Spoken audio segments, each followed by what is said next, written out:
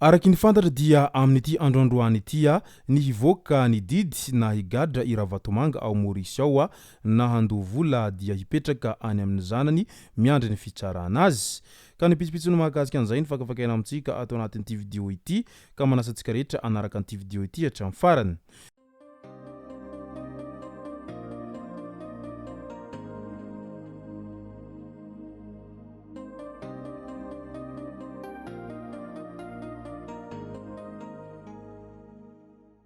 Ny tonga tsy miaraba hono na mantesitra ka dia faly miaraba isika rehetra mpanaraka sy tapaka an'ity chaîne ity tena ko amin'ity androandroany ity araka n'izay efa natsipiko zay dia ny mahakasika ny raharaha Mamy Ravatomanga izay navoaka ny mpanakanto rosy tao am-pejiny tao no tena iompanantsika atao anatin'ity vidéo ity. Fa milohan'izay dia andao aloha resantsika ireto tsara ho fantatra manaraka ireto araky ny fanehoan-kevitra ny rosy hatrany. Resaka an-tsay orre olona ohatra ny olona namono tena nampidirin Ravatomanga tany tsy afahy sy ny exil matensika voatery ny lefa tanindrazana no misy WATAWATA sy manentsika amin'izao fotoana izao. Ny petsambava sy ny tariny mantsy dia miresaka sy manaratsy etseroa foana.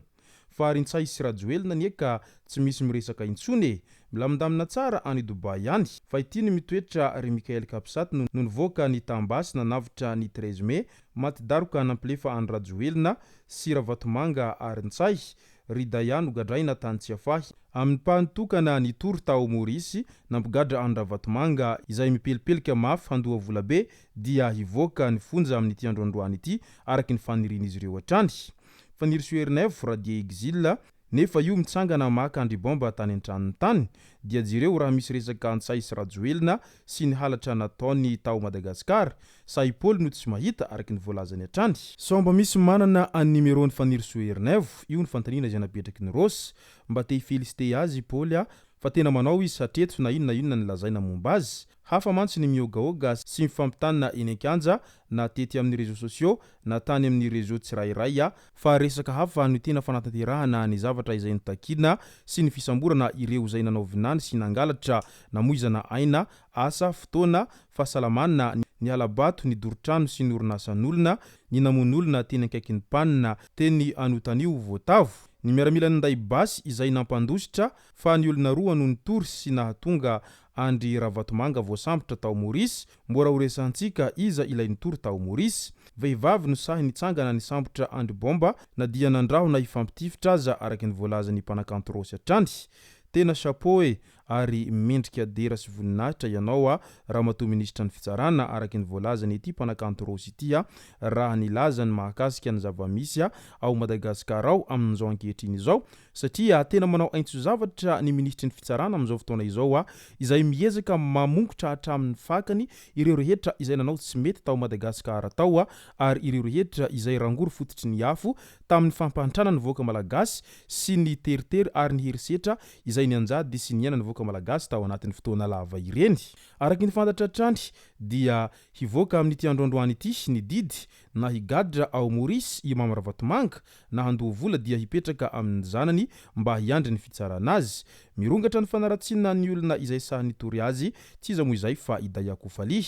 aoka zava fa idaya irery sy ny colonel Patrick no sahy nanonona ny anaran'ny Ravatomanga izany teto samy efa nogadrainy Ravatomanga tany tsy afahy na i colonel Patrick zany na i colonel Mikael farany i Raisa no nasain'ireo volomboasary ratsy-saina ireo nanao plainte izay tsy mitombina nanagadrana andry daya amin'ny rahalahy sy ny namany. Ka inona no ataony daya hiaraka amin'ny Raisa any Toliarany fa aza mirediredy io no nambarany mpanakanto rosy hatrany. Jereo tsara ny media frantsay fa tsy mba miresaka na ny Kapsaty na ny mpitolona hatramin'izay na ny mpanositra fa jonto ho izy ary ny zay direry ihany sy no nanongana ny fitondrana teo aloha. Misy ajery fa aza miteniteny foana fa na afaka io na tsy afaka io tsy misy rajoelina sy Ravatomanga miverina ao Madagasikara ao izany. Io no fanamariana izay nataony mpanakanto rosy tao am-pejiny tao. Rehefa manaratsiolona ny tolona asio sary tompoko amin'izao fotoana ny Android izao alaivo sary na avoay ny arsive iza no tratra nanondrana 370 kilao teto nanodina volamena lasa bolongamby mbola nisy voasambotra hafa koa tsy nisy daya voasambotra tamina volamena izany teto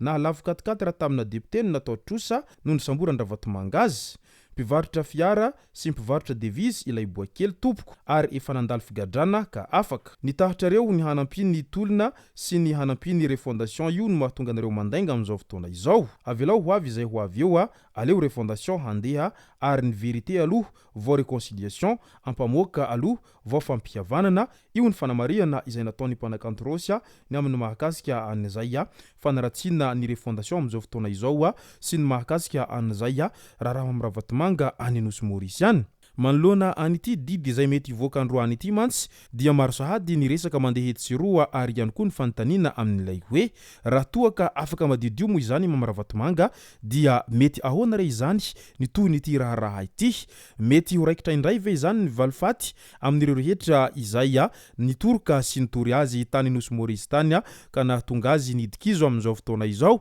sa mety ho inona no akon'izay rehetra izay raha toa ka afaka madiodio zay andriamatoa amin'ny Ravatomanga any Anosy Maurice any. Ary raha toa ka tsy mamela azy hivoaka ny fonja sy tsy amela azy ho afaka na dia misy antombola izay aza izany ny fitsarana any Anosy Maurice any dia mety ahoana indray zany ny hotohiny raharaha asa raha ahoana indray no hetaheta sy ny fanehoan-kevitra n'ireo rehetra izay mpomba ny Ravatomanga sy ny fitondrana loranjy teo aloha amin'izao loza lehibe izay mahazo azy ireo zao ao anatin'izay raharaha maloto izay mahavazaringotra azy ireo any Anosy Maurice any mandraky teny androany izao. Ka engane hivoaka ny tena marina ny amin'ny mahakasika an'ity raharaha ity fa lasa mifanazavanga sy mifanaratsy fotsiny ao tam'zotratsiratsira sosialy ao isika rehetra amin'izao fotoana izao ny amin'izay hoe mpomba ny ranona sy ny mpomba ny ranona izay fa aoka hiasa izay miasa ary mba ajanjanony kely ihany ny fanaratsiana etsiroa fa aleo ho tsaraintsika amin'ny asa izay vitan'izy ireo ireo rehetra izay tompona andraikitra